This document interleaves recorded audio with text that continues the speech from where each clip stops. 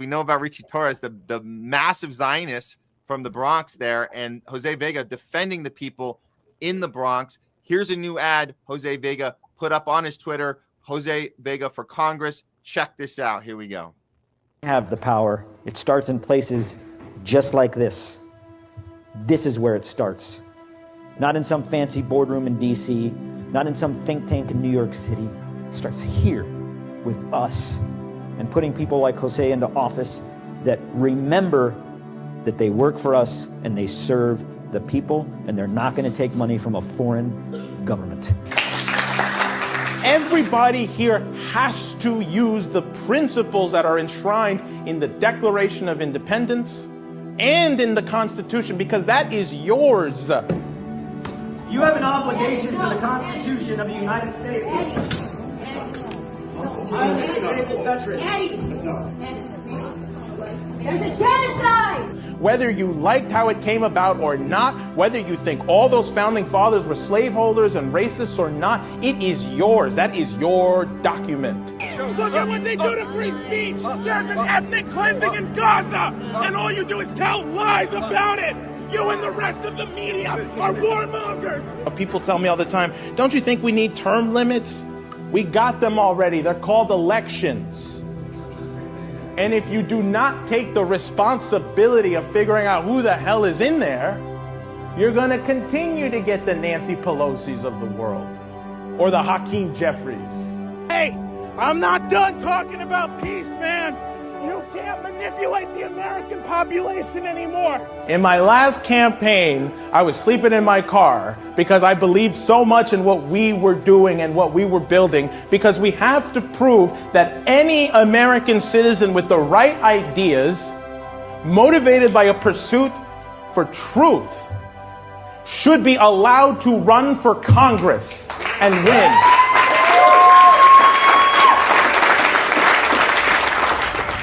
Nice. Wow, very cool. All right. Well, please welcome back to the show, Jose Vega. Jose, how's it going? Oh, we don't have volume. Let's see. Now you do. There we go. Great. I'm Great. sorry the camera is so tight. We've upgraded our recording equipment, which is great, but I mixed up my streaming camera with my film camera. This was the only thing I had, and I left my streaming camera at home, and I only have my film camera. So you're going to get a very dramatic shot of me today. I like it. It's very cinematic. And speaking of cinematic, we love that the ad you put together. It definitely gets the emotions going, and it was well put together and gets people excited. It got me excited, so I'm glad you got that going. We want to talk about some stuff going on with you personally right now. Obviously, the campaign is kicking into another gear here. Let's start with I would like to start with your Thanksgiving weekend, because Jay brought this to my attention. We had this situation with your stepdad, and we're talking about ICE. Yeah. Right. So let's go ahead, and I'll put up this tweet that you tweeted out. And I just thought this is such a sad news to see something like this happen to you, Jose. But you say my stepdad was illegally abducted by ICE, then moved to Arizona, all in a matter of a few days, completely disrupting my family just days before Thanksgiving. I know I'm not alone. I know this is happening to thousands of Americans right now, but let me make something clear. While this is the State Department clearly targeting me, the surveillance state apparatus has grown out of control. They are now spying on people like Steve Witkoff by leaking details of his conversations with Russians trying to end the war in Ukraine. And so, and then let me get to the next. Okay. The deep state has gone completely rogue and is already being used against you too. I urge everyone to watch Glenn Greenwald's latest coverage of the Witkoff leak and to realize they are coming for you next. Jose, you want to tell us what this situation, what was this like for you? And you mentioned it in the tweet that you were probably targeted specifically because of what you're doing, but this should be a wake-up call to everybody that is paying attention right now. Yeah. First of all, Matt, Jay, just thanks again for having me on your show. I'm really happy to be here and following Keaton.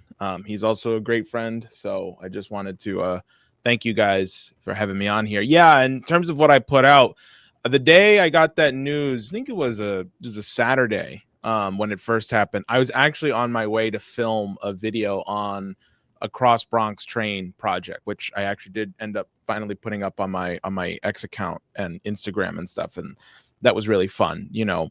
But I was on my way to do that, and like I had planned out where I was going to go location wise. It was like 1:30. I was like, we don't have a lot of sunlight, so me and my friend, we get into our car, and then like as I just take off from the office, I get a call from my mom, who's a little frantic. She's crying, and she says they just took her husband, my stepdad, and he's like, what the hell are you talking about? And it was ICE. My understanding of what happened that day was he was on his way to wire, or he had just come out of a place where you can wire money. He was in Plainfield, New Jersey. He actually wasn't in the Bronx. But he'd just come out of a place where you wire money back home. It's like a Western Union, but a knockoff Western Union, right? And when he finished the deposit, he got back into his car. He drove for about 30 seconds, and then he saw lights start flashing behind him. He thought it was the police. It was not the police. It was ICE agents.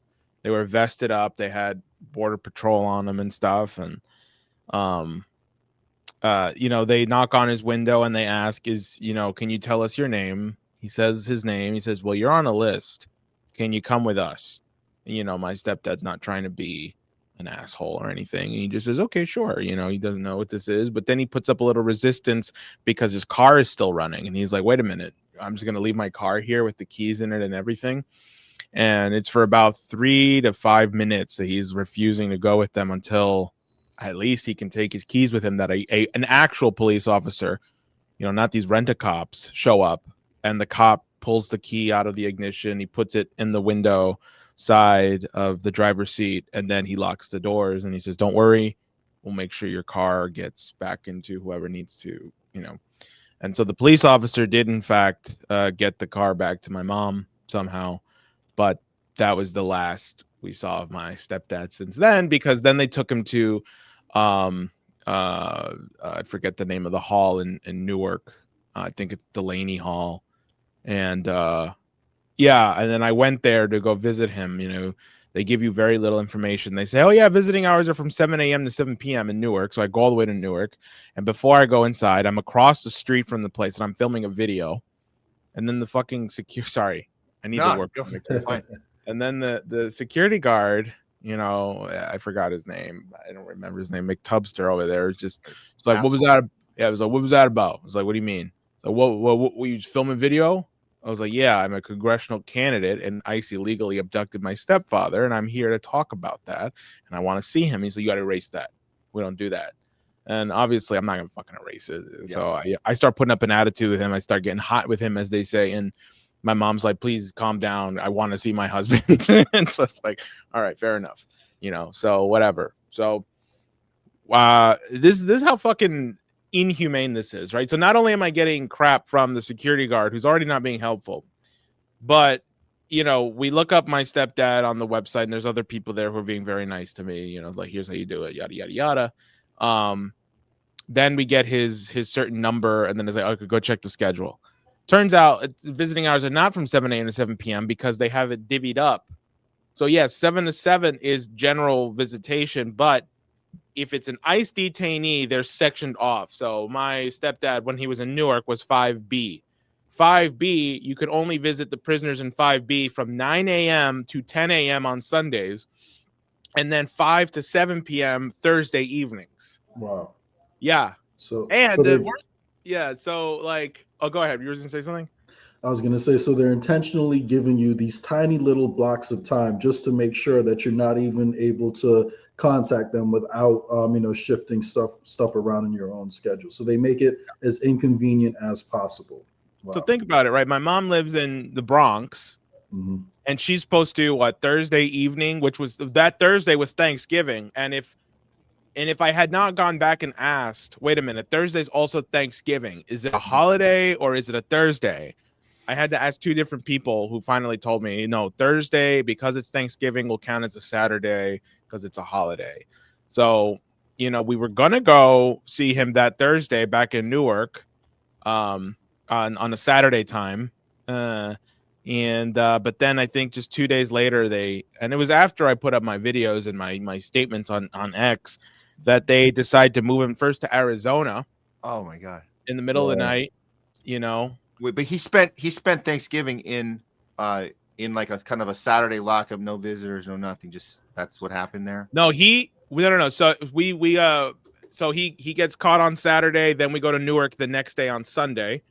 And then that's when we can't even see him because we got there at 11 a.m. and his block was only from 9 to 10. So we said, okay, the next time we can see him is Thursday. So we'll come back Thursday, but Thursday's also a Thanksgiving holiday. So it's like, okay, so we have to come back Thursday, but at 9 a.m. because that's the time. So whatever. But then we got news Tuesday. So 2 days after the Sunday, 2 days before Thanksgiving, he's flown out to Arizona. And it's like, what the fuck, you know? And then he gets moved. Then the next day, Wednesday, he gets moved to Texas, El Paso. So he's passing Thanksgiving in a place where he can't even, you know, we can't get anywhere near him, whatnot. And like, you know, my mom's like, I have no idea what to do. And, you know, we had gotten a lawyer. Give me 1 second. Yeah.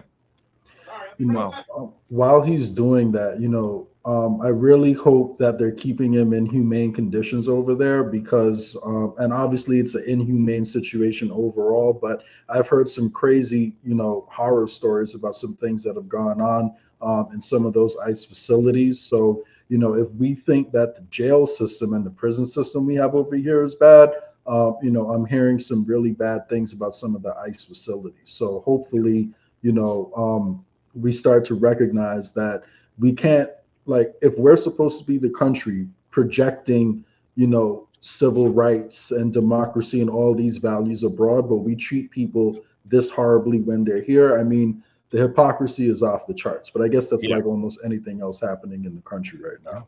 Absolutely. Sorry for stepping aside for a second. But so my stepdad is still in El Paso, Texas, and has been there since Thanksgiving. And you know, he have you spoken to him since he's over there or no? It's been difficult to try to contact him because of the fact that the guards treat them like crap, the facilities suck, and the access to phones is very limited. And just trying to put money into his commissary so that he could actually have money to talk to us was a nightmare in itself, you know. And it's been hard because, well, the first thing is we have no idea if he's going to have a court date. So my mom had already gotten a lawyer for my stepdad before he was deported. You know, they've been married for 2 years. They were going through the legal processes of getting him, you know, a green card, and he was making good headway. You know, even the lawyer was like, you're just a few appointments away from it. And then they got him before that could be finished. And as a result, ever since he's been detained, the lawyer dropped out, and we don't have any legal representation. I'm sure he might have some public defender, you know, that's already swamped with 1,000 other cases. And yeah, you know, Well, did the lawyer drop out because they know ICE kind of just does, you know, like what they want after they arrest people? Or do you have any idea why that happened? The lawyer was like, I can't help you anymore at this point because it's a different matter altogether now that he's in their ICE custody. And the lawyer thought that they couldn't provide us the adequate help that they had in it, because initially this was just filing forms here and there. Now it's like he's being taken across state lines. I don't know how common it is to take someone that they deport or that ICE takes and then take them, you know, far away to the south. I know they did it to Mahmoud Khalil. Yeah, that's right. They transported him around all over the place. Yeah. And I, you know, that was obviously because they were trying to get him to a more sympathetic judge that would, you know, be more. Yeah, that's right. I remember that. So there was an intention behind that one. Yeah. Right. Which is why I keep highlighting, like, they only moved him from Newark all the way to Arizona, then Texas. after I started making a big deal about this. So it's like, you know, if it was the case that I would rally people together to make it difficult for me to do that and to make it expensive and costly if I wanted to fight it, and with the judge that may already be sympathetic to ICE, you know. So it goes to show you that, like, there is no such thing as law and order here. If the law only matters by who's applying it and who's holding it up. And so that's basically where we've been. We've been in limbo since then. You know, I have no idea what's going on with my stepdad. It's hard to get a touch and hold of him. You know, my mom's really kind of affected by it. She doesn't know much about what to do. But that's also why I had included that thing about Glenn Greenwald. Yeah, that's important. Yeah. You know, as much as, like, I said it, like, I know they're targeting me. It would be stupid for them not to take some kind of retaliatory measures against me because of how outspoken I am, and also because they know what we're doing with this campaign far outstretches the campaign. No matter what happens in June and November, it's not going to be the end of me, and they know that. And they know that 2026 will be explosive. But the fact that you had Steve Witkoff's private conversations leaked with the Russian diplomats goes to show you that the surveillance state apparatus is very much still alive. And not only is it still alive, it's being used to target people that go against the interests of the deep state, including people in Trump's immediate cabinet. So if they can do that to Witkoff, and they're doing this to me, what do you think they're going to do to anybody who's deciding to stand up against power right now? Yeah. So, you know, I put that out there because I have to contextualize anything that happens, whether it's to me, even if it happened to any of the other candidates running in this race. You know, I would make a big deal about it, because it's completely insane that they can just kidnap somebody in broad daylight and then just, like, you know, say goodbye, sayonara. And you know, I have no doubt that they were surveilling him. I mean, these people are disgusting. They went to a known place where people go to, you know, send money back home, like a Western Union. So they clearly had people just following them. They know. They're disgusting. They're absolutely gross. Yeah, and just to, you know, add a little more context to the situation, your family is from El Salvador, from what I remember, correct, Jose? Yeah. Is that right? Yeah. My mom and my biological dad are Salvadorian. My stepdad is Guatemalan, but yeah. Guatemalan. Okay. Well, yes, both of those countries, we've actually overthrown governments over there, you know, several times, you know, throughout history. So, you know, I know sometimes people focus on the end result, instead of looking at how this situation got created in the first place. And, you know, as we talk about it, I want people to remember we are constantly destabilizing countries in Central and South America and in the Caribbean, all over the world. That makes it really difficult for the people who are living there. So the situations in these countries today, we played a direct role in. So I hope people remember that. But yeah, and we're doing it because, you know, the reason that we tell the public is, oh, we have to protect the people there because their rights are being abused. But then look at what's happening right here in this situation. And just so everyone knows, you know, overstaying a visa, or, you know, it's the equivalent of not paying a parking ticket. It's not something that you go to jail for. It's not a criminal offense. It's a civil offense. So what ICE is doing is illegal. So, you know, how can we go around preaching law and order across the world if we don't even follow our own right here in America? Yeah. I completely agree with you. And I think I really don't want to overlook that aspect of, like, how did we get to here to begin with? You know, you can't be deporting millions of people and then also try to destabilize Venezuela and then wonder what are we going to do with all the people that we're displacing. It's completely insane. And you know, I mean, in just putting this out there for the record, like, Marco Rubio and Pete Hegseth are children, are literal man children. And the only and what's that guy Miller? What's Stephen Miller? Yeah, Stephen Miller. Total child. He was total racist toddlers who are running our college frat boys at best. Yeah. So, you know, I just kind of want that known out there, because like I'm not afraid to criticize these people and Yeah. say, you know, great. You know, there was another story of a guy named Jesus, Staten Island, 22 years old, National Guardsman. His stepdad got deported. He was much closer to his stepdad than I was to my stepdad. And his stepdad was there when he, you know, finished boot camp. You know, was there when he became a National Guardsman, and they deported him anyway. So, you know, Wow. yeah, it goes to show you that like and also the immigration thing and the citizen who's legal, who's not, is a cover. Yeah. It's a cover for what they actually want to do. Yeah. Because today it's illegal immigrants. Tomorrow it's citizens. It's already citizens. It's been citizens since after 2001. Yeah. Yeah, And one thing, I'll add one thing we know for sure about ICE is that they are aligned with the same technology, the Palantir technology that is used in our foreign policy, which is annihilating Palestinians, and all the Israeli technology targeting, murdering people, like the actually targeting kids in the back of the head, is the same technology.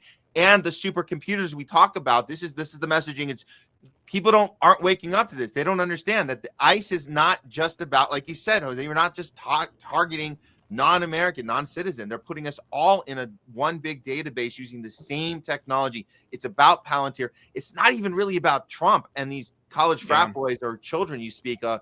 It's not really even about them. They're just the best faces for the operation because they get a certain amount of the country excited about going in and teaching those illegals a lesson. But it's people like you being loud right now that is making the difference. And I do think you are going about this the best you absolutely can. And I see that how effective you are. And I just want to put my sympathies to you, everything in your family, and just tell you that, man, to have the strength you have right now to still be vocal. It's so impressive, but it's so essential. And you're doing it right. Bringing up Steve Witkoff, doing this stuff to get people's attention and know this isn't about you. It's not about and the fact that you're acknowledging that you were, in this case, was probably targeted. That's not the point. The point is they can do it to anyone, and that's the message we have to keep. And to add on to what you said just now, Matt, I want people to realize we're about one step away from criticizing the Israeli government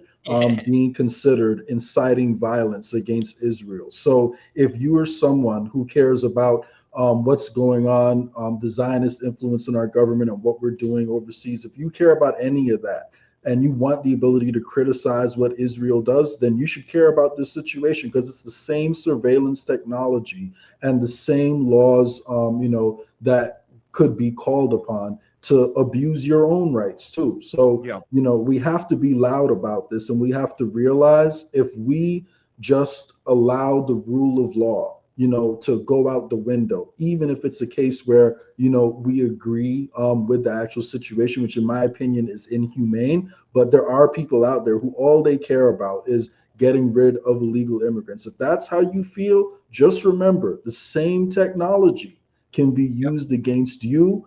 And it's a very thin line, and we're already across that line. So I want everyone to really think about how the same technology will be weaponized against you, especially once we have a change of government. Because if it doesn't happen today, it can happen tomorrow. And even Trump, we see how, enthusiastic Trump is about supporting Israel. It's it wouldn't surprise me if it happened during Trump's administration.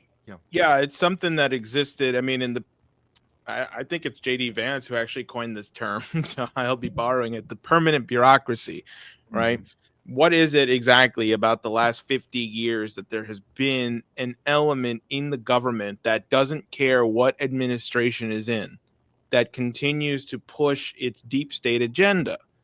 Like, I mean, as far as I know, I was born in 1998, so I'm 27 years old now, and the earliest thing I remember was my dad taking me out of preschool because, the Twin Towers were just attacked, right? So you have Bush and the Patriot Act expanding the powers of surveillance and domestic spying that already existed, previously too, before 9/11. But now it was like that on crack.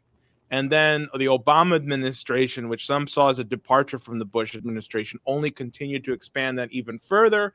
Not only that, implemented Operation Timber Sycamore. We started funding Al-Qaeda, same people who supposedly did 9/11, to overthrow Syria. And then we have Trump, and Trump, didn't really know what he was walking into in his first term, but then inevitably gets co-opted by those same deep state forces. Then Biden comes in. Biden is the same old, of Obama continuing to expand surveillance. And and what was it? I think it was Biden who made it legal that ICE can have much more power within 40 miles of our borders, right? And that was Biden who did that. So, and people don't realize, like, our borders are our coastlines too. Meaning, if you are in like here in New York City, I'm less than a mile away from the Atlantic. So ICE can do whatever it wants in New York City and New Jersey, pretty much. And, that also goes for like up north too, like Chicago and stuff. Like, people forget that this was Biden, and Obama too. It wasn't just Republicans who did this. And, Obama was called the deporter in chief. People want to forget that. But my point isn't even about these individuals. My point is that there's a permanent rot that has existed in the United States government ever since we put a bullet in Kennedy's brain. I genuinely believe it goes that far back. The oligarchy has been pulling strings behind the scenes, getting their policies done, no matter who's in charge, because they don't seem to care, and they will do whatever it is. But that's why I always am emphasizing, like, stop making this a Democrat-Republican issue, because it's not that. That's for you. If you get caught up in that red-blue hemisphere, you've already lost, because then you're already not looking at, like, who is actually influencing this policy. Who are the Adelsons, for example? What role do the Bilderbergs play? Why do people talk about George Soros, this, that, and the other? Like the actual people that are pulling the real policies that are actually making like the Peter Thiels and the Alex Karps and the these are the people that don't make it into the conversation about who you're going to vote for. But what we've come to realize is that no matter who you vote for, red or blue, you're going to get John McCain. Yep. You're going to get John McCain. It's funny. Yeah, that's right. So I want to bring up this.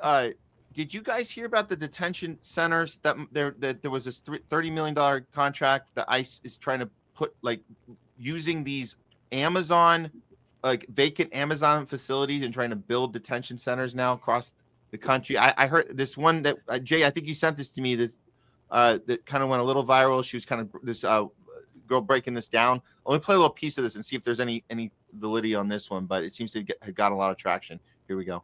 Today, Immigration and Customs Enforcement signed a $30 million contract asking a vendor to provide concept design for processing centers and mega centers across the United States. This seems to be the latest evidence that ICE is moving forward with a plan, which was first reported in November by NBC News, to acquire vacant warehouse space that were designed for e-commerce giants like Amazon and retrofit them and turn them into detention centers.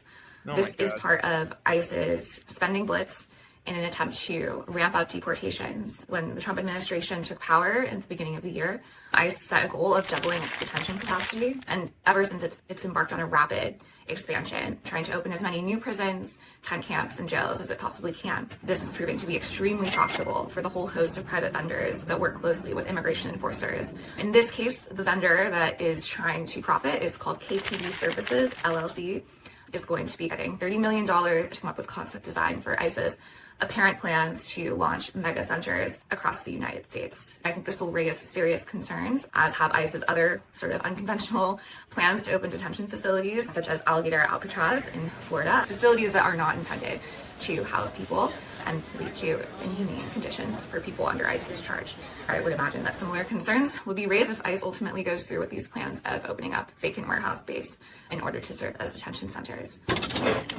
And I want people to, just think about the fact that that's only for designing it. Like, the people who actually will own these detention centers a lot of the time happen to be the same people who own private prisons in America. So we're setting up a system that incentivizes people to break the law through detaining them illegally, through ICE, and then holding them for as long as possible to funnel money to the campaign donors, to mostly the Republican Party and some to Democrats too, and then deport them back to countries that we've directly destabilized many times in the past. So this is the situation that is being set up right now. And, we have to talk about why this is happening. And Jose just said it perfectly. It's the permanent deep state that uses both parties, to get this done. And, it's disgusting.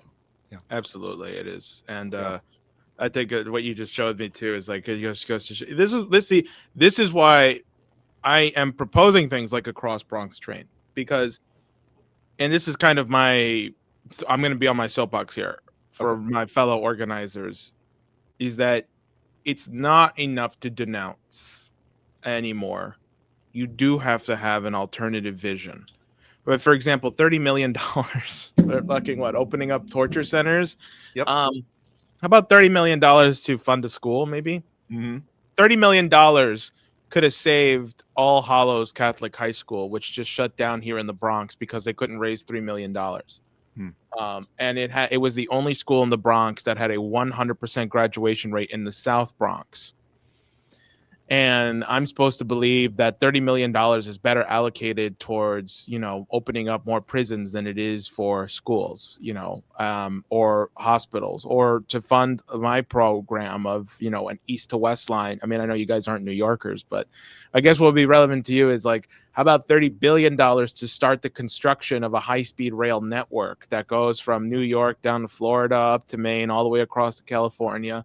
I mean, and you know why we don't have high-speed rail? Because it would compete with rental car agencies. It would compete with airlines. It would compete with the metro, with Amtrak, even though Amtrak should be the one, all these private companies do not want high-speed rail because it would cut into their profits, which is absolutely absurd.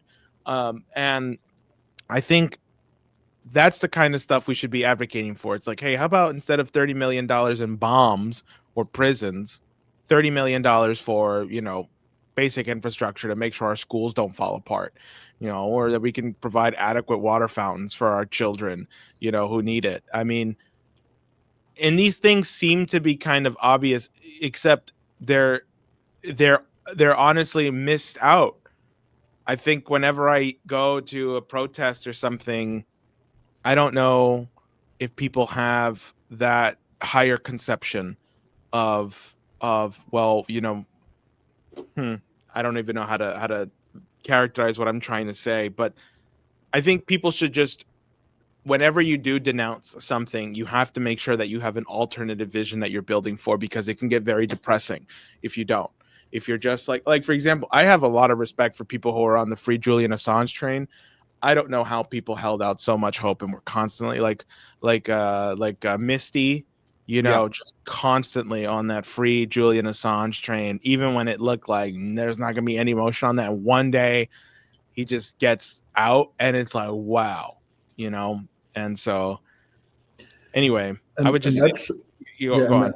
And that shows you, the power of hope and the power of sticking to it, because it was the pressure that came from all of his supporters, I believe, that did ultimately, get him out. But, I agree with you. I think, part of the reason why we have so many problems in the country is because of the salience of the conversation and the redirection from the actual people causing the problems to causing us down at the bottom to blame each other. So they always need a distraction and a fall victim, and a fall guy for the problems in the country. So Americans are rightly frustrated right now because the truth is the cost of living is going up. Life is getting harder and everyone is looking for someone to blame. And there's a chunk of people in the country who think, oh, illegal immigrants are the cause of all these problems in the country. So that's why there's so much attention being focused, towards that. When the truth is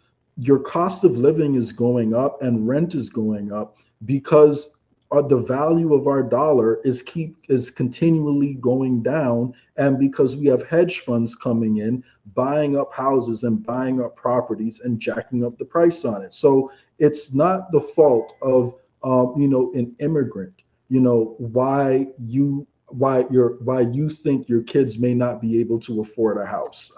people who are coming here from bad situations don't automatically get the money to be able to buy houses, in these expensive neighborhoods that you would like to buy a house in. The math on that isn't mathing. So, at some point, we have to realize we're being turned against each other on purpose. And you're seeing the conversation devolve in so many different ways. I don't know if any of you guys have seen this now, but now there's a bill being proposed in Congress to make it illegal to hold dual citizenship. And I don't think it has any chance of going through because so many of the donors to both Republican and Democratic parties have dual Israeli citizenship. They have citizenship in the UK, but that just shows you where it's going. And they're not talking about the people, who have citizenship with the UK. They're not talking about the donors. They're talking about people, who are coming from, let's be honest, Black and brown countries. That's the people they care about. And even the Department of Homeland Security put out a tweet the other day saying remigration now. Now, when you look up, I'm actually was gonna piggyback off that. Let's put that up right now. This is important because this is new vocabulary for our lexicon, guys. Get used to this new word because Homeland Security is telling us the stakes have never been higher and the goal has never been more clear. Remigration now. What the hell is that? Well, here's a definition, Jay. Just want to put this up. This is a definition we found. Remigration is a far-right concept originally from Europe of ethnic cleansing via the mass deportation of non-white immigrants and their descendants, sometimes including those born in Europe with local citizenship to their place of racial ancestry. So this is what we're seeing Homeland Security tweeting out. So they're not mincing words. They're educating us on what the actual plan is and saying the quiet part out loud. The other thing to piggyback on that they've said the quiet part out loud was when Elon let us see the actual location of DHS and their Twitter account. Just to remind everyone, this is where it's based, right in Tel Aviv. It was started in July of 2008, right during the end of Obama's administration. So he had a hand in setting that up. And that now does not say that, obviously. They switched it out and it says it's the U.S., but we know where it's based. So that's the language. Jay, I'll pass it back to you, but that's just so the viewers know, get used to that word because it seems like it's going to be around a little bit here. Yeah, and I just want people to think about it, not that I agree with that, but if you want to implement that in America, then, why wouldn't you implement that in Israel too? I don't hear them saying the people who recently immigrated to a land that wasn't theirs and genocided people in order to steal that land. I don't hear those people calling for them to go back. So, but any way you put it, the truth is, if your whole policy is based on what people look like, instead of what's best for the country, and you're being emotional, you're not being rational, and you're allowing yourself to be manipulated by forces that want us to be turned against each other. And if you look at how America got the position it got into today, it's largely because of immigration. It's largely because we brought in people from all over the world to come build up this country. And the truth is, most Europeans don't want to come over here anyway, because we're not destabilizing their countries over there, and they're allowed to have social safety nets over there. Anytime a Caribbean, a Central American, or a South American country tries to implement social safety nets and improve the quality of life for people on the ground, we go in and overthrow their government. So, at some point, we have to stop blaming each other and talk about the people who were creating the situations. Yeah, this will be kind of like my closing remarks, because I got to get off here in just a minute. But if you took the entire United States right now, we're about 350 million people roughly. And you took it state by state, city by city, county by county, you would realize that the entire United States is crumbling, whether it's its infrastructure, whether it's healthcare, whether it's its education system. The United States is falling apart. And not only that, we haven't built anything new. We've shut down all of our production centers. We've shut down all of our industry. We have no new cities built. China's outputting steel 3 times more than we do, much faster. They've just now started buying our soybeans again, thank God. That was going to be a real crisis. The point is, the United States is getting far left way in the dust. And the only thing that we have to show for it is our military output, right? So we invest all this money in military. But here's my judo. If you took all the problems of the entire United States, every state, up, down, left, right, you realize you don't even have enough people right now, that if you wanted to do a crash program to fix it in the next 5 years, you don't have enough people right now.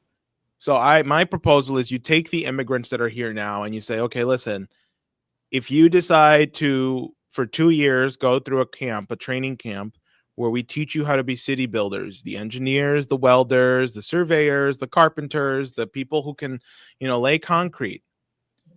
For 2 years, you get an education program, and you also learn how to be literate too. You get an education program and you get paid, and your job is to build a city, rebuild the cities, and reindustrialize the United States. Then we will give you citizenship afterwards, but only after you've completed the program and you've completed at least 2 years of working for the government to build new cities and rebuild the ones that are collapsing. Now you've completely changed the conception of what it means to be an American, because you have immigrants building and rebuilding cities that are collapsing. They're also working alongside U.S. citizens, because it's going to take as many U.S. citizens and non-U.S. citizens as possible to fix the country.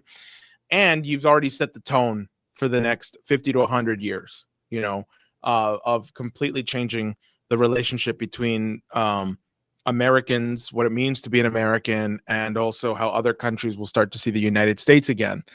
And that, to me, is atonement. Another example is to take these people who we train up and also take the steel from the steel factories that we're going to reopen, send it over to Gaza. However the people want it to be rebuilt, we will help them rebuild. Because there's nothing that can bring back the people we killed in Palestine and Gaza, but we can give them a good future, and we can help them in their reconstruction efforts, and we can rebuild Gaza to look like Shanghai if that's what they want, and we could do that within 5 to 10 years. Yeah. So, and just to, add to, what you said just now, I definitely agree. We got to make sure, as we talk about how to rebuild these cities, that in order to reduce that animosity, that we make sure we keep, Americans, at, the center of these plans. And then we figure out, how we can make use, and bring in immigrants to make everything happen too, because we don't want to put ourselves in a situation where it feels like we're prioritizing immigrants, over Americans. But overall, I agree with you. We got to figure out, how to get these cities back up and running. So before you go, I did want to ask you, Jose, so in terms of your, candidacy for Congress right now, I've heard a few rumors that, maybe you're considering, running within the Democratic Party, in a primary, or is there any truth to that rumor? Or are you staying independent, considering any third parties, or what's your plan moving forward for your campaign? New York City has this beautiful thing where you don't have to commit to just one party. My strategy right now is I will be running in the Democrat primary, and I have upset a lot of people in the Bronx Democrat establishment. I don't care that first of all, here's the thing. I do not intend to cozy up with anybody. Okay. Hakeem Jeffries should not be Speaker of the House. As far as I'm concerned, I think Chiose should have challenged him. I disagree vehemently with Zohran Mamdani's outlook on how he sees, whether or not these people should be challenged. I think Zohran should have stayed largely out of it. He could have issued a neutral statement saying, I will work with anyone who's in charge right now. It is not my job to dictate the House. My concern is New York City. Could have done that. Simple, but he didn't. The entire Bronx establishment has to go. This place has been run by Democrats for the last 50 years. And if running in the primary is what it takes for them to listen to me, then so be it, because I will be the stink on their feet. I will be the white on their rice. And win or lose the Democrat primary, I'm running in that general election. I'm running as an independent. I'm always an independent first before I am anything else other than that. You know, I have no intention of seeking anybody's endorsement in the Democratic Party. If they want to endorse me, that's great, but I'm not going to beg for it. Okay, I'm tired. I'm tired of the same politicians, the local politicians that go and cozy up to Richie Torres because he's the congressman of this area. You know, then, you know, say privately, oh yeah, Richie Torres is horrible. He's a horrible guy. I know who you are. Okay, I know these Bronx politicians. And when I flirted with the idea back in September that I may possibly run in the Dem primary, I was told by a very credible source in the Bronx Democratic Party, you know, they have a chapter here in the Bronx, that they will run somebody just to flood the field so that I don't get into power because they want Richie Torres to stay in here. And that's when I knew, okay, this is unexpected. They don't expect me to do this because of how vehemently I was denying running in the two-party system. But quite frankly, I don't care anymore. I don't care, because if this is pissing them off, and the thing is, the people here are so jaded. We have very low voter turnouts in the Bronx. That's just always been true. Now, Zoran did bring it up a little bit, but even then, only 1/3 of the people who are eligible to vote in the Bronx actually came out to vote for him. It's an increase. If somebody tells you, I don't vote because voting doesn't work, your answer should not be, well, vote for me anyway. And then if I don't do it right, vote again and get me out.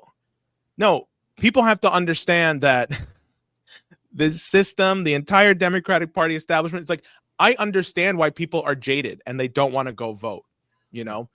At the same time, if you are not proposing things to them that give them the confidence that you are ready to disrupt and be antagonistic to the very system that make their lives miserable and horrible, if you're not doing that, then you are just like the rest of the establishment that has made their life miserable.